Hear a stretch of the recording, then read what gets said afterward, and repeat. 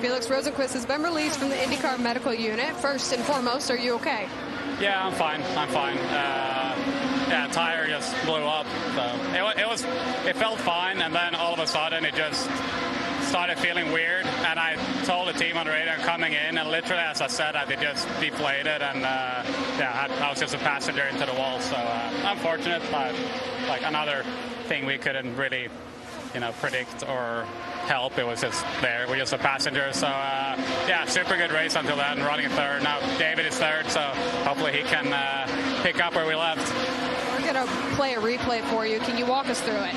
Sorry? We're going to play a replay for you. Can you walk us through it? Yeah. So yeah, right here I feel the car is weird on the front. I'm calling in the team that I'm coming in, and right there it just stops. Basically the tire is deflated. It went off the wheel essentially. So yeah, it sucks when it happens here, especially at those speeds. Luckily it wasn't a very big hit, and the walls keeps us safe in the car as well. But I just bummed for the team. I think they did a brilliant job all weekend and all season really. It's just kind of been a summer of our year, I say. A lot of good performances with little payouts. So we'll come back stronger next year. Thank you, Felix. Back started. And there's Barry Wanzer, who could not celebrate in person last year, battling cancer. He's with us now, and is glad he is not the story this year. You are the story again. Just got to wonder, did you have any relax at all when you knew Will had problems early on?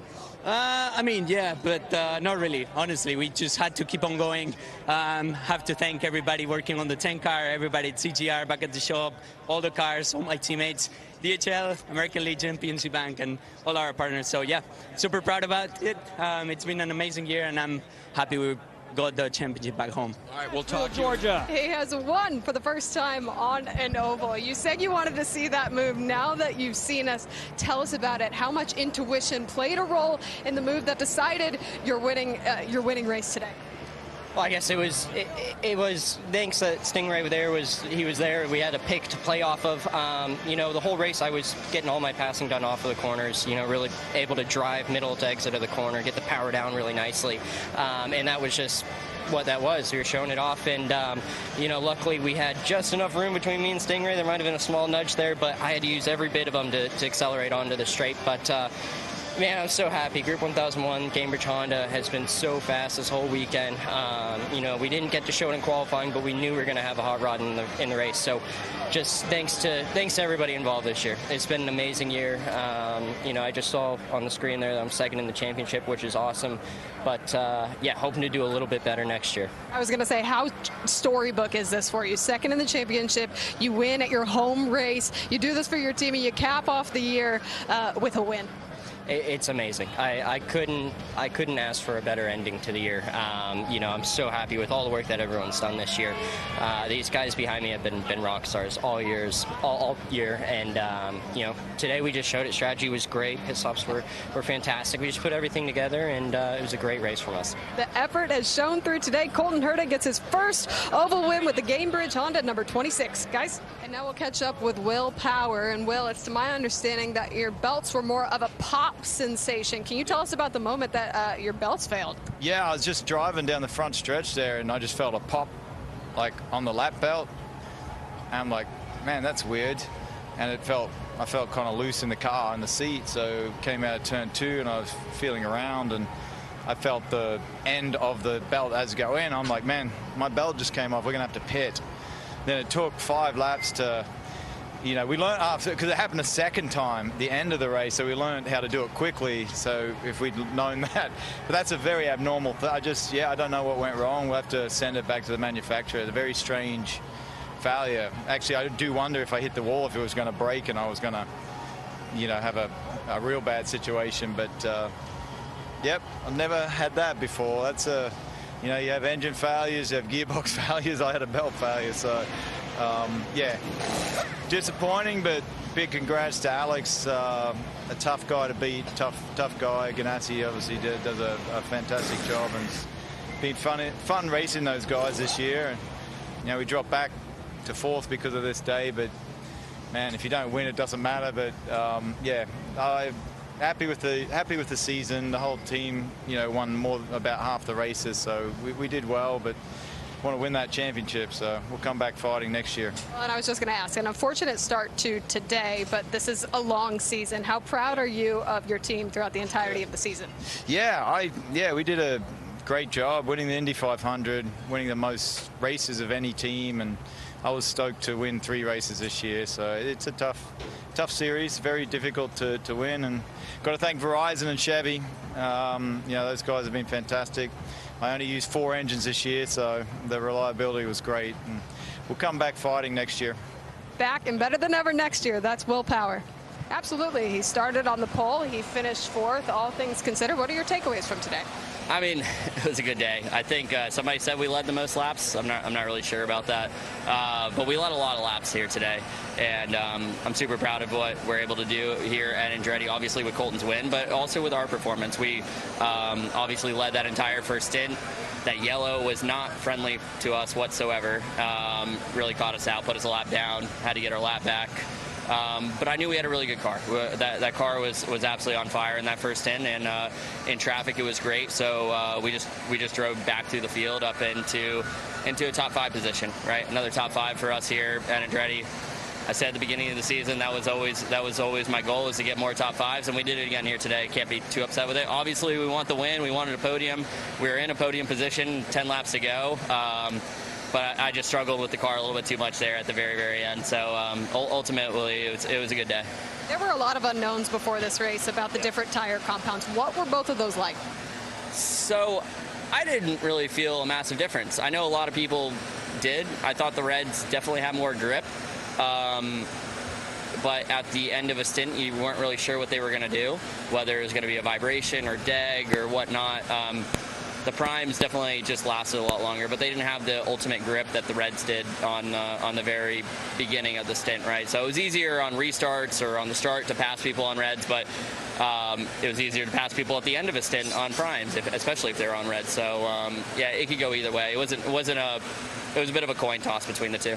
So it is confirmed you did lead the most laps today. So to end the season on a high note, look forward to the following seasons. What does that mean to you and the team? I mean, it's big. It's massive for me because I haven't been the best oval racer in the world the past couple of years, and I've been getting better. And today was a really good day for me. Best oval finish I think I've ever had, and we led the most laps that I probably ever have on an oval. So all combined, I could imagine. So yeah, really good day. Really good day for the team as well. Building off of this into next year, especially for our oval performances, it's big for the confidence to keep striving and keep working towards the ultimate goal, which is to win the 25 season now. Ending on a high note. That's Kyle Kirkwood. Great job. Thank you. Another podium for Josef Newgarden, and I heard you kind of roll your eyes in there. Seems kind of fitting, just a podium, right? Are you ready to be done with 2024, or are you excited about what you got done today? Well, it's probably more towards, the potential conversation where, our potential was really high today. The team did an excellent job, as they always do. And, just come up third. It's hard for me to shed the competitor in me.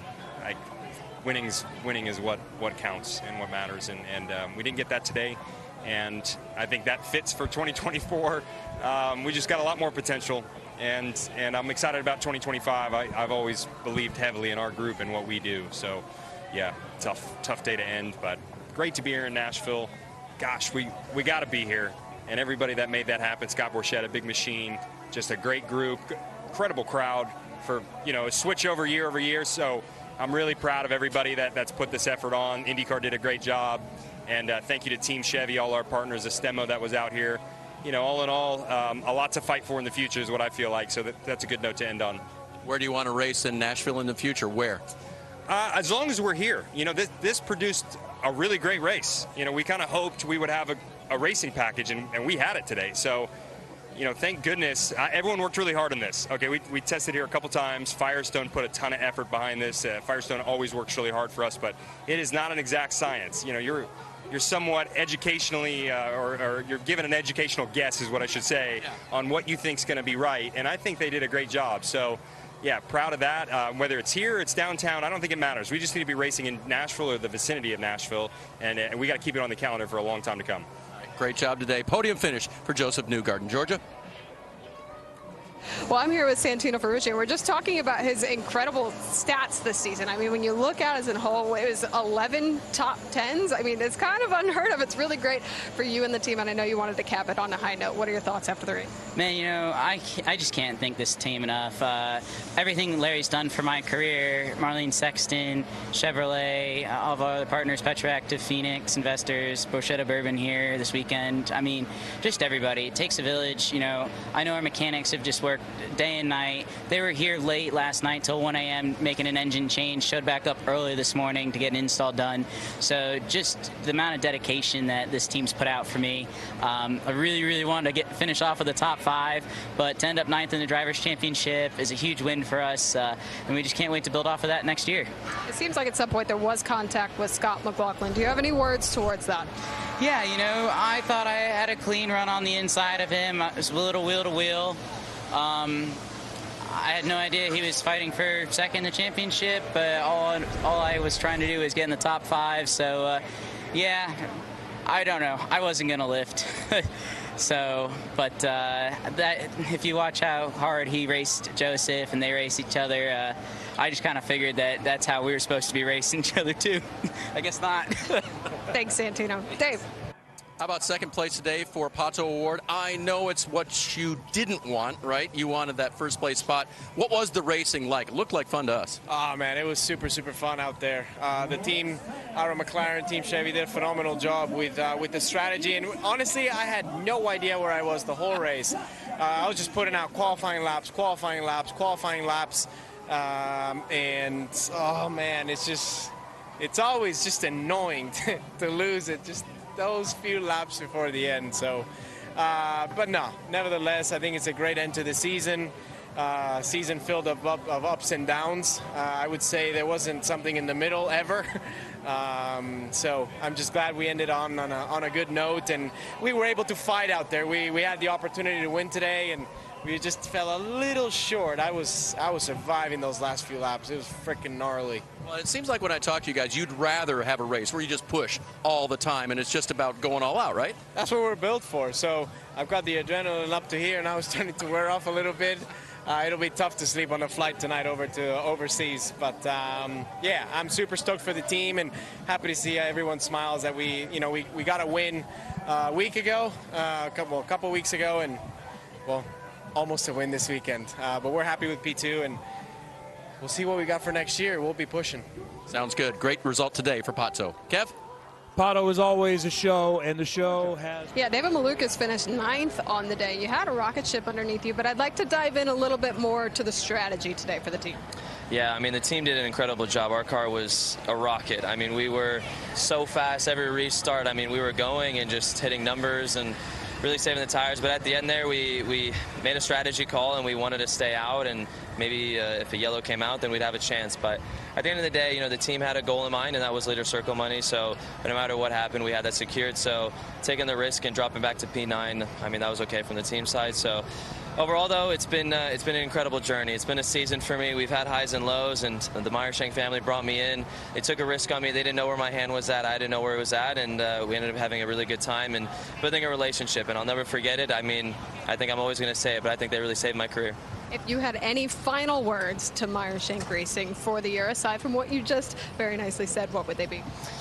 I mean, like I said, you know, we're moving on to AJ Foyt, but I mean, they're always going to have a part of my heart. They're going to be like family to me. I think out of all the teams that I've been going to, they treated me the best, and it was, man, it was. I'm almost going to like shed a tear. It was so nice, but it's been a great time from Mike, Jim, all the sponsors, from the guys. It's a really good group of people, and I'm very thankful to be a part of the opportunity there.